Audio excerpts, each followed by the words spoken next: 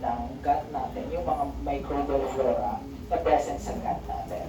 Commensally same, yung isa is nagbe-benefit, whereas yung isa is neither harm nor benefits dun sa relationship. So isa lang yun nagbe-benefit. And parasitism such that yung isa is nagbe-benefit, mainly kumukuha siya ng nutrients, and and by doing so, na-harm niya yung host natin. No? So, sa pagkuha niya ng nutrients, pwede nagkukos siya ng disease. So, based from this relationship, pwede natin makategorize yung mga microbial infection sa parasitism. Kasi pag sinabi natin ibang parasitism, ang unang lumalabas sa isip natin is yung mga parasites, no? Like yung mga ticks, dogs, di ba? Yung mga fleas, even yung mga internal parasites such as yung mga helminths natin, yun agad yung unang pumapasok sa isip natin when it comes to parasitism. Pero based from the definition natin ng parasitism, pwede rin natin masabing parasitism yung in case ng microbial infection. Kapag na-infect tayo ng microorganism, nag-benefit yung microorganism, and tayo, yung mga host, is na-harm. Ayan, so microbial pathogenicity refers to the ability of our microorganism to cause disease sa individuals. No? So, sinasabi natin na yung host, no, although meron siyang immune system, yung mga microorganisms present sa environment natin, they are very well adapted kung paano nila may infect, no, yung host. So through time, nag-develop sila, nag-evolve sila, such that nakakapag-infect sila ay mabilis nilang nalalabanan whatever immune response meron yung isang individual. No? So ito yung tinatawag natin microbial pathogenicity.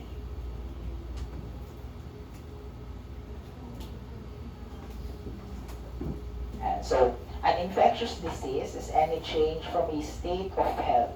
No? So, from normal, no, healthy yung isang individual, pag sabi natin, meron siyang infectious disease, no, nakakapektuhan yung normal processes na nangyayari doon sa katawan because of the presence ng pathogen, ng microorganism. So, a pathogen is any organism, no, or an agent that produce such diseases. No, so its ability to cause disease is therefore called pathogenicity. No, so hindi naman lahat ng microorganism is pathogen, di ba? Kasi yung iba hindi naman nagkakause ng disease. So those organisms that can cause disease sa individual ay mga pathogen natin. And their ability nga to cause disease is pathogenicity. And nag-vary yan.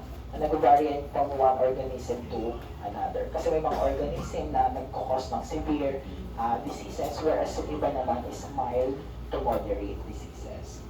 So let us distinguish yung difference natin between a primary pathogen and an opportunistic pathogen. O any idea what's the main difference of these two pathogens? Ano ba pinagkaiba ng primary pathogen and opportunistic pathogen? Sir, yung primary po, nag-infect siya ng healthy host, tapos yung opportunistic naman, nang-infect lang siya pag hindi na healthy yung body ng host. Okay, so you want to add, Mr. Angeles?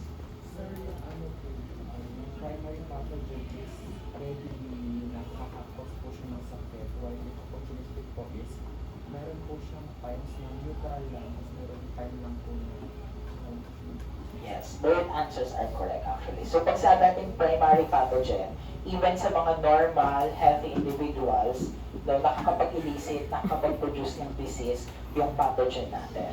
Whereas yung mga opportunistic pathogens, kaya opportunistic eh. So, opportunistic sila simply because tsaka lang sila makakapag-cause ng disease in times na yung host ay immunocompromised, immunosuppressed, or in short, weakened yung general health, yung immune system ng individual na yun. So under normal circumstances, yung mga opportunistic pathogens hindi nagkukos ng disease. So for example, an example natin ng primary pathogen is, say for example, si Streptococcus pneumoniae na nagkukos ng pneumonia. So yung healthy, mga immunocompromised and immunosuppressed, lahat sila kayang infect ni Streptococcus pneumoniae kahit yung mga healthy individuals. Whereas sa opportunistic, say for example, itong si Candida albicans, yan, yung tumutubong fungus sa bibig natin. So normally, kahit na-expose naman talaga tayo sa environment sa Candida, pero hindi naman tayo na-infect ng Candida kapag healthy tayo.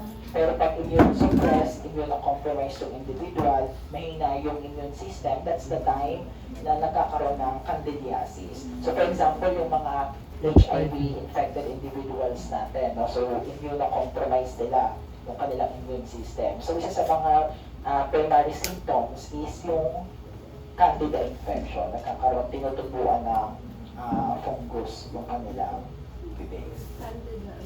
Candida albicans. Yung sakit is candidiasis. Ayan. So sabi dito, the outcome of most host parasite relationships is dependent on three main factors. So yung interaction between host and yung parasite, yung microorganism, yung pathogen natin, and yung host is very complex, very dynamic. And kailangan natin i-consider itong tatlong factors na to para makita natin kung gaano ka moderate or severe yung magiging infection or in short, yung disease mismo na kalalabasan because of that interaction. So unang-una is number of organisms. So hypothetically, pag mas marami yung organisms na naka-infect doon sa individual, mas mataas yung chance na magkaroon ng sakit yung isang individual. Pero that is also affected by the virulence ng pathogen. Pag sabi natin class virulence, ito yung kumbaga yung superpower ng microorganism. Yes, ayun yung kumbaga analogy natin. Yun yung superpower ng microorganism. Kaya siya nagkakos ng disease. Ayun yung inherent ability niya. Kaya siya nakakapag-cause ng disease. And nag-vary yun from one organism to another. May mga organism na very highly virulent, no, na kahit kakaunting number lang nila, nakakapag-cause sila ng severe na disease. Whereas yung iba naman is kahit sobrang dami nila, mild lang na disease yung nakakos nila kasi hindi naman sila ganun ka virulent. And of course, yung host resistance. So yung overall health ng isang individual, no, yung immune system ng individual. So tingnan natin iba't ibang scenario. Pwede na marami yung organism. So marami yung organism naka-infect. Pero mababa yung kanyang virulence, at the same time mataas yung host resistance. Pag ganun yung scenario, pwedeng makita natin na mild to moderate, pwede pang wala yung infection o yung disease na ma-found doon sa individual. Pwede rin namang sobrang konti ng organism pero highly virulent, and then mataas yung host resistance. Pero dahil mataas nga yung kanyang virulence, na-overpower pa rin yung host resistance, nagkakos pa rin ng severe na infection. Or pwede rin naman na kaunti, mababa yung virulence, tapos mababa rin yung host resistance. So yung mga ganon. So naglalaro dito sa tatlong factors na ito, yung kalalabasan na disease ng isang individual. Yeah. So virulence, no, it refers to the degree or intensity of pathogenicity. No? And we can contribute this from different factors, pero mga physical and chemical characteristics. So diba naalala nyo dun sa mga unang modules natin, pinag-aralan natin yung mga structures ng mga bacteria.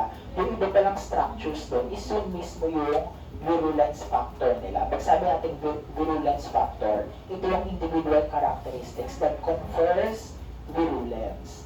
No? Yung mga characteristic na inherent doon sa bacteria, doon sa organism, yun mismo yung dahilan kung bakit nakakapag-cause siya ng disease. For example, capsule, villi, di ba yan ay mga surface structures na makikita sa ibang organism? Yung mga organism na may ganyan, sila pala yung mga nagiging pathogenic because mismo dun sa presence ng mga structures na yan. Yung iba naman, nagpo-produce ng mga toxins, no, na nakakasira, nakaka-affect sa health ng isang individual. Also, yung mga toxins, mga enzymes na pwede nilang release, may contribute dun sa pagiging invasive, dun sa invasiveness ng isang pathogen. Pag sabi natin invasiveness, yung ability niya to infect from one area and then mag-spread siya to another area ng katawan natin, mas invasive yung isang organism, maaari mag-cause ng severe infection. Kasi as it invades yung katawan natin, mas nagkakos siya ng harm sa katawan natin. So the following are the different steps of microbial pathogenesis. And pwede natin siyang maklasify into two, which is yung infection process and then yung disease process. No? So, di ba lagi natin naririnig yung word na infection? Dun sa infection stage pa lang, it implies na wala bang sakit yung individual. So, ito yung time na na-expose ka pa lang sa pathogen, na-colonize ka, nagmumultiply siya, nag-a-adapt si pathogen dun sa host. No? So, during infection stage, wala pang sakit yung individual. After niya colonize ng maayos, makapag-multiply, that's the time na pwede na siya makapag-cause ng disease. Kasi maaaring may sinisecrete siyang toxic substances or enzymes that promotes invasiveness. So, unang-unang step is exposure. So, hindi naman tayo magkakasakit unless ma-expose tayo sa pathogen, di ba? So, yun yung critical step, yung exposure natin dun sa pathogen. So, dito pa lang sa unang step, malilimit natin yung infection and yung pagkakaroon ng disease, di ba? Kung hindi tayo ma-expose dun sa pathogen. Next step is adherence. Adherence dun sa host tissues, host cells. More commonly, sa skin natin, kasi diba yung skin is yung largest organ natin na exposed sa environment natin. And yung environment naman natin yung reservoir ng mga microorganisms. Or pwede rin sa mucosa, yung epithelial lining ng mga tissues natin. Diba nagsisecrete sila ng mucus, may mga mucous membranes tayo. So yun is adapted yung mga microorganism to infect and colonize this mucosa. And then invasion, no? So, i-colonize na nila yung, say for example, yung epithelium, yung mucosa, and that's the time na pwede nila silang mag-grow and mag-multiply. So, kapag naging stable na sila dun sa site of infection, pwede na sila ngayon mag-release ng toxic substances or enzymes, no? Na ito yung nagkakos na mismo ng sakit sa atin dahil dun sa toxic substances or enzymes na nire-release nila. Pwede kasi na-damage yung tissue. If very invasive, pwede siyang kumalat from one organ to another. And nakadepende doon yung magiging severity syempre ng sakit ng isang individual. Pero sa multiplication sir, ito sa pwede mo magkasakit. Alin? Sa multiplication sir, Hindi pa. Tsaka lang tayo magkakasakit pag yung bacteria o yung pathogen na kapag nag-secrete na ng toxic substances or ng enzymes, yung nire-release mismo nila, yun yung nagkukos ng harm sa atin. So kasi maaring colonize tayo ng maraming bacteria, di ba? Kunwari, yung skin natin, di ba may mga normal flora naman tayo? So maaring nadikitan ka ng staph aureus kanina, edi ang dami mong staph aureus dyan. So maraming naka-adhere, nag-colonize dun sa skin mo. Pero kung hindi naman sila mag-release ng any substances na kaya mag-penetrate, that would promote invasiveness dun sa skin natin, hindi naman tayo magkakasakit. And of course, no, as we discuss later on yung host immune system natin, yung skin din natin is of course very well adapted such that it provides protection talaga sa atin against microbial infection. So the steps for infection by pathogenic bacteria usually include the following. So ito yung mga steps. Kung bacteria tayo na kailangan mag-infect ng isang tao, ito yung dapat natin gawin. Number 1 is to maintain a reservoir.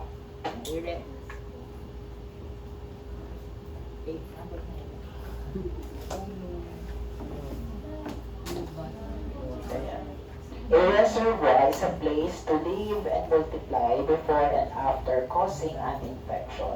So, ibig sabihin ng reservoir is ito yung natural source nung pathogen, ng microorganism. And ano yung pinakamalaking reservoir sa tingin ninyo ng mga pathogen? Hindi. I mean, Pag reserva, ibig sabihin, andun talaga sila, na-maintain din yung population nila. And without pa sa ano, this is before, prior to exposure. Sa mga environment. Yes, environment. Yung pinakamalaking reservoir ng mga microorganism pathogen is yung environment mismo natin. Di ba nga, very unique dito sila. So, present lang sila dyan sa environment Ulan ba? natin. So, itong reservoir, hindi pa tayo hindi pa, at this point in time ng number 1, wala pang exposure na nangyayari. So, nasa environment pa lang yung pathogen. And the next is initial transport to and entry into the host. So, dito lang yung papasok yung exposure. Paano natatransport yung pathogen from the reservoir papunta dun sa human. So, paano kaya natatransport yung bacteria, yung pathogen from the reservoir, from the environment, papunta sa humans? Physical contact. Yes, pwede yung direct Airborne. contact, di ba? So, pag may direct contact tayo na-expose tayo agad dun sa reservoir, makukuha natin yung pathogen. O kumuha kayo kanina ng sample, hindi naka-gloves. O na-expose kayo dun sa pathogen, di ba? So, pwede rin hindi direct contact. Kasi yes, meron tayong iba't ibang route of transmission. Pwede airborne, na-inhale natin yung pathogen. Or pwede rin namang may vector siya. Kasi yung mga pwede maging vectors ng mga pathogen. Animals, di ba? Mga insects, o insect bites. No? Itong mga vectors na to, would transport, yes, mag-serve siya as transport medium from the reservoir papunta sa host. So, pinapakita ng number 2 yung importance ng exposure. No? From the reservoir papunta dun sa host natin. And of course, entry into the host. No? Kailangan makapasok syempre yung pathogen dun sa host natin. So, after that, adherence, colonization, and invasion sa host cells or tissues. So, na-expose na di ba? Ang next step, kailangan mag-adhere yung pathogen dun sa surface ng host. Na pwede nga sa epithelial lining, mucosal membranes, and so on and so forth. After nyo mag-adhere, dapat ma-colonize niya yung tissue na yon. After nyo, so during colonization step, nag-multiply siya, di ba? Nag-a-adapt siya dun sa host tissues na pamarami. And then after colonization, that's the time na pwede na niyang i-invade yung surrounding tissue. Hindi lang naman yan pag na-infect ka, dito lang sila. No? Kapag may yung isang pathogen is may mga enzymes, toxic substances that promotes invasion na being highly invasive, maaring magkaroon ka ng systemic infection, kumalat sa ibang parte ng katawan. And of course, evade host defense mechanisms, very important step to do para sa pathogen. Kasi yung human beings and of course yung other living organisms na infect nila, hindi naman natin nahayaan na ma-infect na lang tayo di ba? O nakahawak ka kanina ng staph aureus kasi hindi ka nag-gloves, yung katawan mo hindi naman niya hahayaan na hala, si Angeles hindi nag-gloves, kaya na lang natin ma-infect tayo at mamatay na lang tayo sa staph aureus. Hindi naman ganon. So, syempre may depensa naman tayo, may way yung katawan natin to combat that infection. And kung ikaw sa bacteria, dapat may way ka rin para ma-evade mo yung immune system ng host na i-infect mo. So, after evasion, multiply, na magpadami, and importantly, makumpleto yung buong life cycle ng pathogen. So, pag nakompleto na yung life cycle, dapat lumabas siya, leave the host and return to the reservoir or infecting new host. Kasi kung hindi, kunwari, nandun lang siya sa katawan ng isang individual, over time, mauubos yung nutrients, mamamatay yung individual, mamamatay rin siya kung hindi siya mag-multiply, kung hindi niya makumpleto yung life cycle niya. No? In short, yung lineage niya hanggang doon na lang. So, kailangan makumpleto niya yung life cycle and makapag-infect ng ibang host. Question so far dito sa part na ito. Okay na tayo? Sa mga cancer cells po na cause nagdagaling sa bacteria. Ang cancer cells naman is, ang cancer cells ay sariling part ng katawan natin, di ba? Na naging abnormal kasi hindi na nasusunod yung mga normal processes ng katawan. Say for example, yung cell division.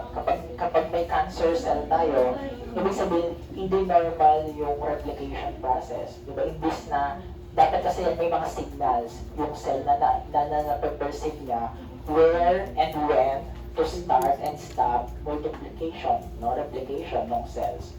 No? So sa mga cancer cells, nawala yung signaling na yun. Kaya continue sila ng continue na nag-multiply. So kung ang tanatanong mo is kung microorganism na nag-cause ng cancer, wala namang direct na ang causative cause ng cancer ay microbial pathogen. Kasi nga ang cancer ay, kumbaga multifactorial siya. Maraming factors ang kailangan natin i-consider para bago magkaroon ng cancer yung isang tao. Pwedeng genetic predisposition, na meron pala talaga siyang mga genes na susceptible for mutation. Ang number one cause ng cancer is any change sa genetic material natin. No? So kung talagang susceptible na yung DNA mo for mutation, magkakaroon ka talaga ng cancer. Pero hindi naman yun agad-agad. Kailangan may mga meet na criteria. So for example, environment, lifestyle, diet, yan, malaking factors yun.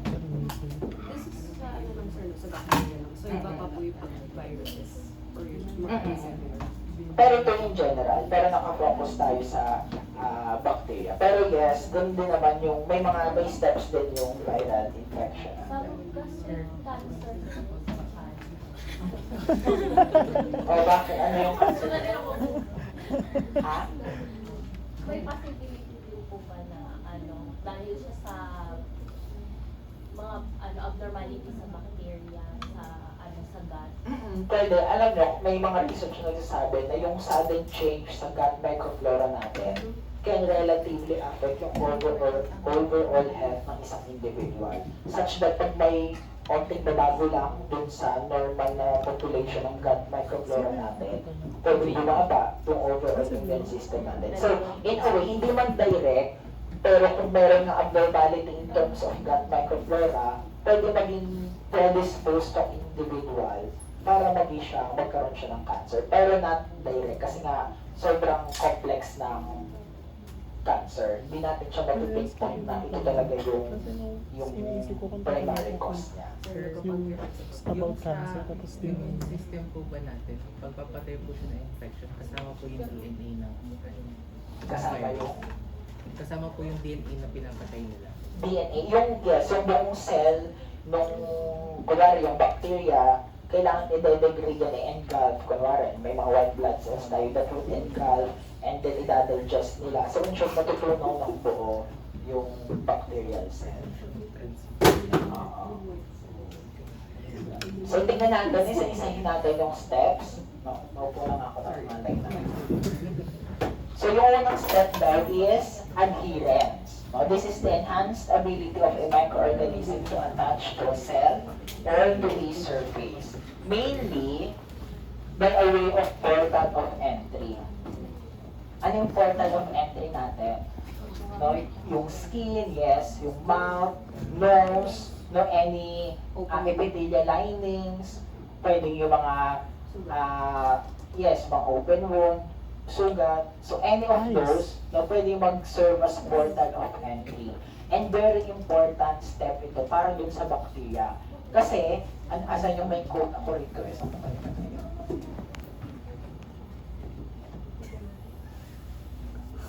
Parang may nilagay ako noon. Sige, mamaya na baka makita ko. Casey. Sa Casey. Oo, pwede naman. Hindi ko makita baka sa ibang slide pa. So anyway, ibig sabihin kahit na-expose tayo sa pathogen, kung hindi naman siya makakapag-adhere, baliwala yun, hindi siya makakapag-cause ng infection and ultimately ng disease. So very critical step yung adherence. That is why, yung mga cells ng bacteria is may adaptive mechanism para makapag-adhere sa cells ng host tissues. No? So ano yung adaptive mechanisms nila? Meron silang mga adhesins na tinatawag. Adhesins, these are receptors found on the pathogen surface. No, mga receptors to na nandun mismo sa surface ng bacterial cell. Bakit kailangan ng receptor? Kaya, para sa ba yung mga receptor? Para ma-detect na dun ka kasi. Di ba ang receptor, ibig sabihin kung may receptor ka, may signal ka na ipe-perceive, di ba?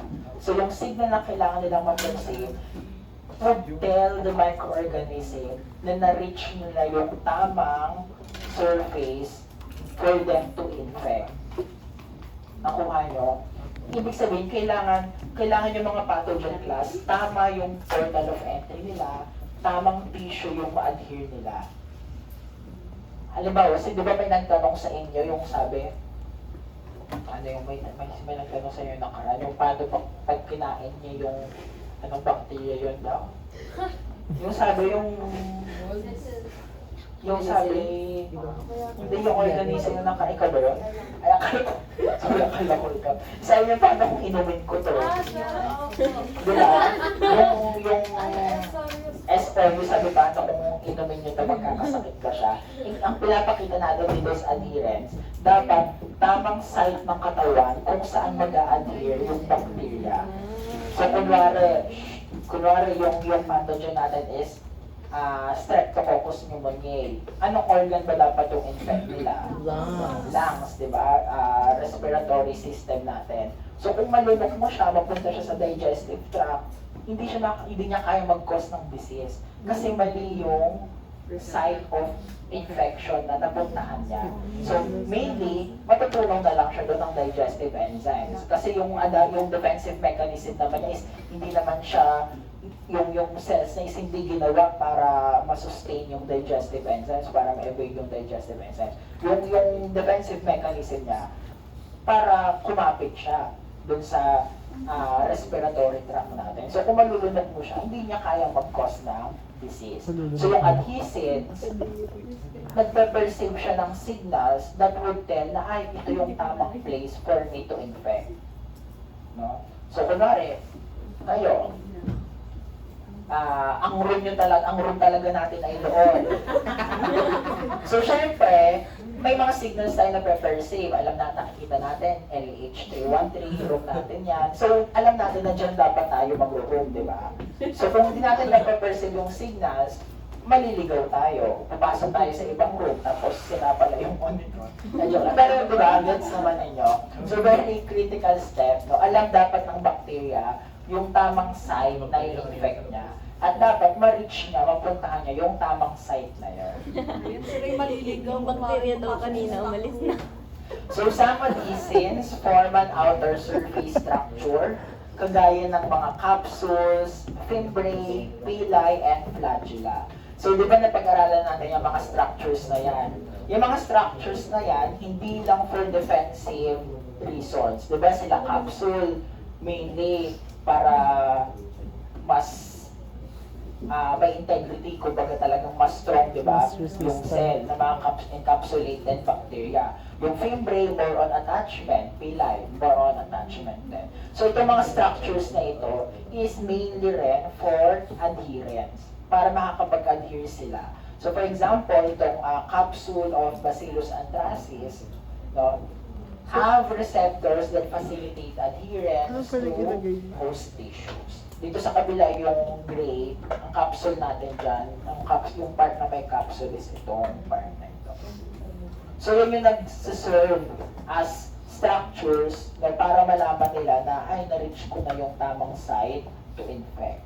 So besides adherence, capsules are important for protection, no, from host defenses.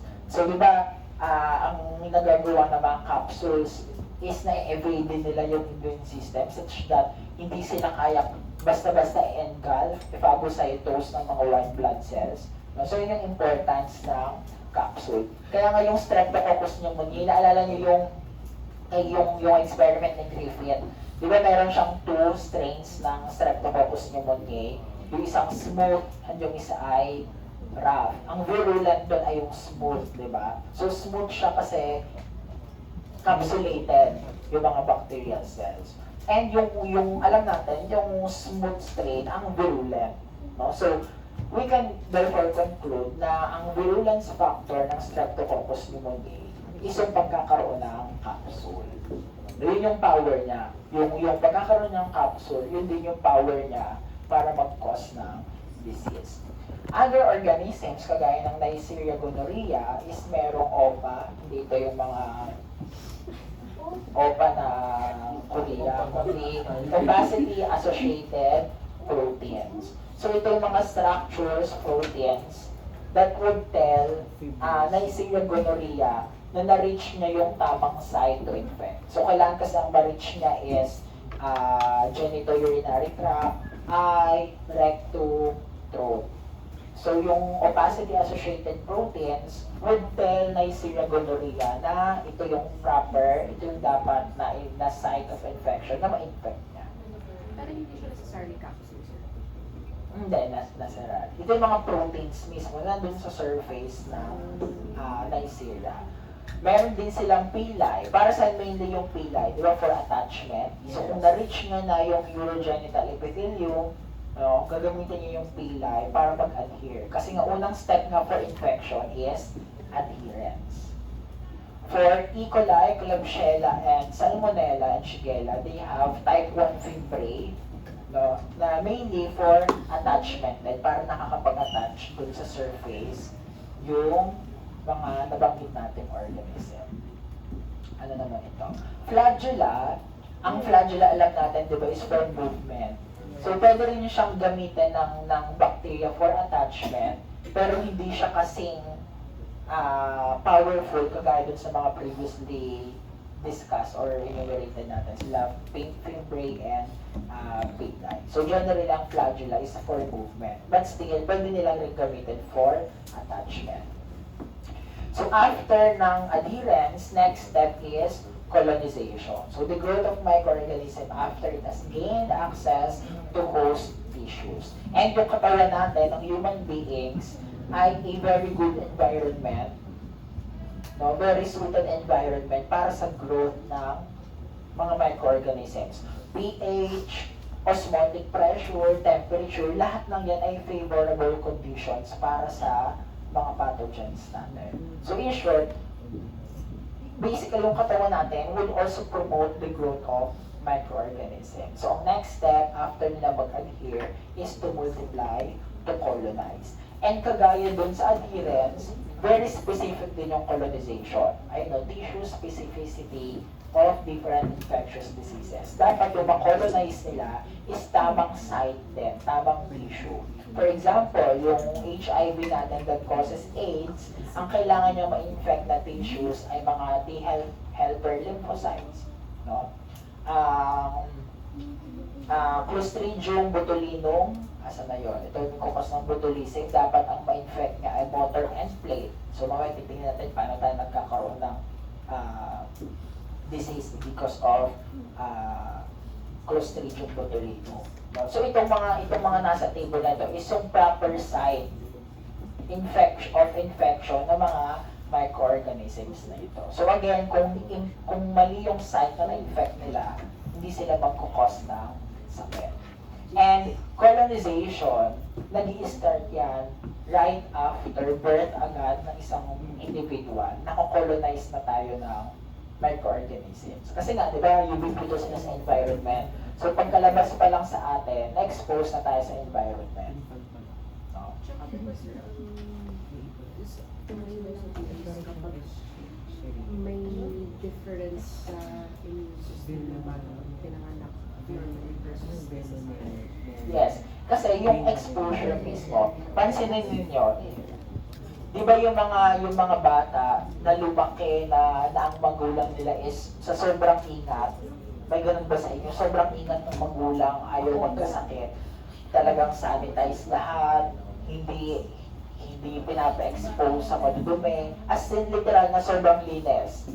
Pero yung lumaki dun sa sobrang linis, sila daw yung nagiging sakitin. Compare dun sa mga batang nakikita naman natin, yung mga pakalat-kalat lang, mga sila pa yung mas mataas, mas malakas yung immune system, di ba? Kasi, yung colonization natin right after birth is very important sa pag-establish ng immune system natin. No? So, bata ka pa lang na-expose ka sa mga pathogen, nakikilala na agad ang immune system natin, yung mga pathogen na yun. And thus, nakakapag-adapt na sila na nakakagawa ng proper immune response sa katawan natin for 100% that bang sure pathogen. na itatransmit ang HIV? Pero hindi naman, akala ko may question. Pero hindi ko naman sinasabi sa inyo, pagkasilang ng bata ay baka naman ikuskus nyo sa sahig para ma-expose sa... Hindi naman gano'n. So yung natural na Hindi exposure siya nila. genetic. Sir, paano kunwari di ba for example yung mother may HIV, like 100% na yung bata magkakaroon ng HIV din?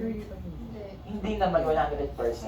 Pero mataas yung chance pa rin na maipasa yung HIV dun sa bata. Lalo na, di ba, kapag infected ka ng HIV, although wala siyang proper treatment pa, kailangan nag-take ka ng antiretroviral drugs para mabawasan yung viral load. Di ba sabi natin, isa sa mga factors is yung number ng organism. Kung nag-take ka ng antiretroviral drugs, mababa yung viral load mo in such number na hindi kaya mag-inisip ng disease dun sa tao. So kung yung mother ay nag-take naman ng antiretroviral drugs, pwedeng malimit, hindi niya may papasa dun sa baby niya. Kumbaga, same pa rin yung number ng microorganisms, pero mababa po yung virus. Wala kasi ano dito. Hindi, ang pinapagbahan natin is yung mismong number ng organism. Kapag kunwari infected ka, check yan yung viral load mo, pati yung dami ng mga immune cells mo, white blood cells mo. So, kunwari, sobrang taas ng viral load mo, that's the scene na mataas yung chance na magkaroon ka ng ibang like secondary infections kasi mababa yung immune system mo. Kaya kung kunwari na-infect ka ng HIV, buong buhay ka na dapat mag-take ng antiretroviral drugs. Pero ayun nga, yun yung ang HIV naman is dapat hindi natin stigmatize eh. Kasi kung i-compare natin siya from other diseases, at least manageable kasi yung HIV. Mas nakakatakot pa nga magka-diabetes kesa sa HIV eh. Ang HIV, nakakatakot lang siya kung hindi mo mamamanage, di ba? Kasi mag-bleeding AIDS, prone ka sa secondary infections. Pero kung properly managed, okay naman. Ano na to? Ayan. So, pinakita lang dito yung adhesion and colonization step. Hindi kayo makasama yun, no? Yung pag-take ng anti. Yeah, it's a babe. Dami-dami Sila kasi talaga may- loob tumitigil ano nila, ini-invade nila, or may certain like compatible nutrients na kung saan sila nagtatry. Important din yun, yung kasi di ba, adapted sila dun sa specific tissue na dapat dun talaga sila mag-grow. So kunwari na-expose nga tayo sa pathogen, kung nakapasok man si pathogen and hindi naman siya napunta dun sa proper na site, hindi siya makakapag-elicit ng disease. So yung mga structures na present sa kanila, Di ba kapag kailangan nila may yun wound ka lang, para doon ka lang. makapunta sila Kasi ng sa tama. HIV, pag may Ay wound ka, makapunta doon talaga ka sila lang doon sa transfer tamang mo. site na dapat nila Vaginal sex. Hindi oh. Vaginal sex. Ano yun? Nasusugatan? Kaya nagka-transfer? at saka yung may kagaya niya, Kasi di sa ba? mouth, Ang kunwari kumbaga, yung- kung the way sila na kung sila, ma-expose okay tayo sa kanila, is may kinalaman din kung ano yung site of infection nila. Kunwari, di ba, Streptococcus pneumoniae, ang dapat na site of infection nila is respiratory system. Kaya ang route of transmission nila is inhalation. So yung cells nila is ginawa, magaan, dadadala mo airborne, para mabilis yung transmission. Kasi kung hindi sila adapted na mabilis sila ma-transmit via airborne, paano nga naman sila agad-agad makakarating sa yung mga pathogen natin nagkakos Huwag na, tigilan ko ng ng ano tawag dito, ng disease ng mga sex organs natin, ang tawag sa kanila. Ba, pwede. Yung mga sexually transmitted diseases, di ba, STDs. So dahil reproductive organs yung kailangan ma-infect, syempre yung transmission nila dapat, di ba, adapted for sexual transmission ng mga sexually transmitted diseases. Sir, paano yun sa eyes? Di ba Ano kasi, yung for eyes? example kasi, ano, ano, yung sa HIV, like sabi ng doctor, like, common mistake daw is like, di ba, finifacial na lang. So parang pag na-infect daw yung eye, may chance daw na magkaroon ng HIV. Kasi, pwede kasi siyang at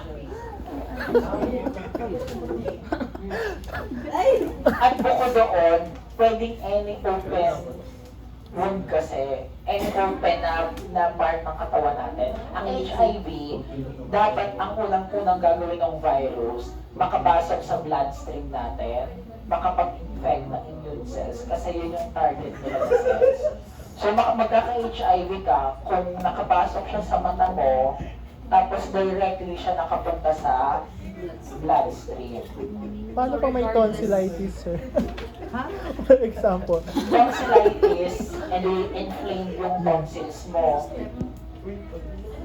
Ito rin, kaya di ba, kaya hindi ka rin pwedeng, I mean, open naman tayo, di ba? Apo. Hindi ka rin pwedeng mag-oral kung may mga singaw ka, sugat ka, kasi open wound yun.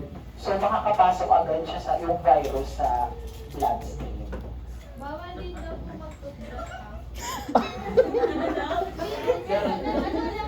Nakita ko siya sa Facebook na parang sex ed nga po siya na bawal daw Oo, kasi parang maaring, di ba pag natututbrush tayo? Mas spread. Okay. Oo. Yung yung abrasion, di ba? Oo. Masusugatan yung gums natin. Eh kahit dyan sa mga maliliit na sugat ng gums natin, pwede silang nakapasok. Sexually transmitted din siya. Kaya, parang isolated siya, depende on where ginawa. Wag na update. Sir, pag yung ano po, naghahatching, di ba sabi may mga viruses daw sa hatching, tapos airborne siya. Paano po siya napapasa sa tao? Atching daw po. Pag hatching, sir, di ba, may virus daw po. Oo. Siyempre na-expose tayo. Yung kaunting hatching lang natin, malayo na yung natatravel ng mga droplets. Kasama yung mga virus. Pwede pa po siya, adhere na sa skin, tapos ma-infect. Or kailangan Respiration. Pero yan kasi, di ba sila, di ba, kumaching ka, kahit wala na yung molecules ng mga hatching-hatching mo, dahil magagaan yung mga pathogen, pwedeng, oo, naka-suspend lang sila sa air. Pero hindi naman Ganunin mo. for a long period of time nakasuspend. Kung nag-insert, may time na nakasuspend lang sila. So, pwede ka pa rin And so this one, ano ba ito?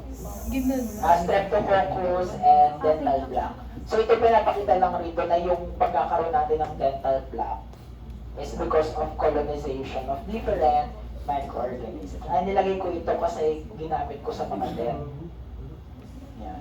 Yung dental plaque na natin is actually composed of different colonies of different microorganisms. Hindi lang iisang klase. Yan, di ba iba't ibang color yan?